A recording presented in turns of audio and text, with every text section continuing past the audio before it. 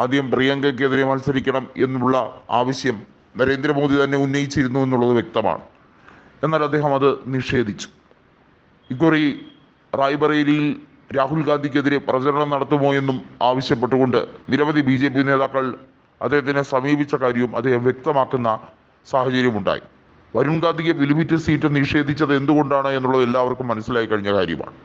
കർഷക സമരം മാത്രമല്ല, നിരവധിയായ BJPയുടെ വിഷയങ്ങളിൽ അദ്ദേഹം ഒരു തിരുത്തൽ ശക്തിയെ പോലെ തന്നെ പാർട്ടിക്ക് അകത്ത് നിന്നുകൊണ്ട് തന്നെ ഇടപെട്ടിരുന്നു.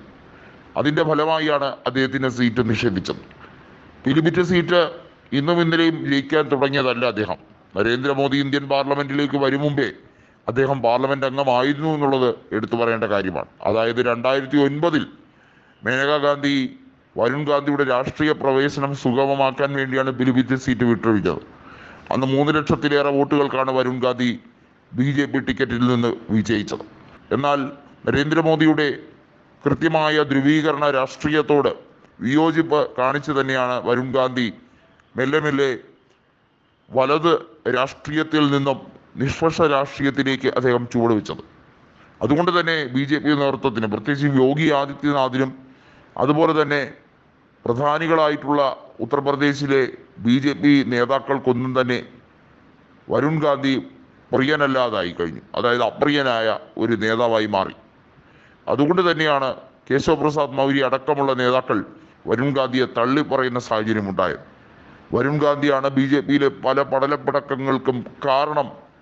അതിനുള്ള മൂല കാരണങ്ങൾ ഉണ്ടാക്കുന്നത് അദ്ദേഹത്തിൻ്റെ പ്രവൃത്തി ദോഷം കൊണ്ടാണ് എന്നുള്ള രീതിയിലേക്ക് യോഗി ആദിത്യനാഥിൻ്റെ അനുകൂലികൾ ചിത്രീകരിക്കാൻ തുടങ്ങി.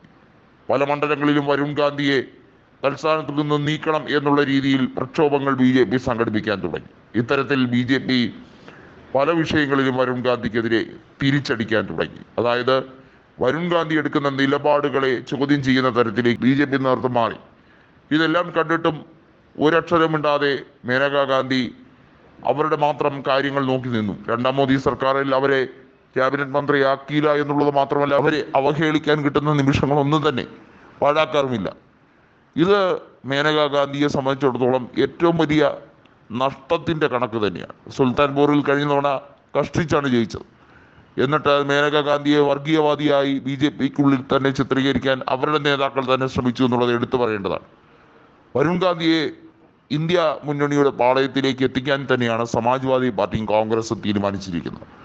അടുത്ത നിയമസഭാ തെരഞ്ഞെടുപ്പിലോ അല്ലെങ്കിൽ വലിയ തോതിൽ മാറ്റങ്ങൾ ഉണ്ടാക്കാൻ കഴിവുള്ള ഒരു നേതാവ് എന്ന രീതിയിൽ അദ്ദേഹത്തിനെ ഇന്ത്യ മുന്നണിയിൽ ഏതെങ്കിലും ഒരു പാർട്ടിയിലേക്ക് എത്തിക്കാനോ വേണ്ടി ഉള്ള തീവ്രമായ ശ്രമം കോൺഗ്രസ് പോലും ആരംഭിച്ചു കഴിഞ്ഞിരിക്കുന്നു.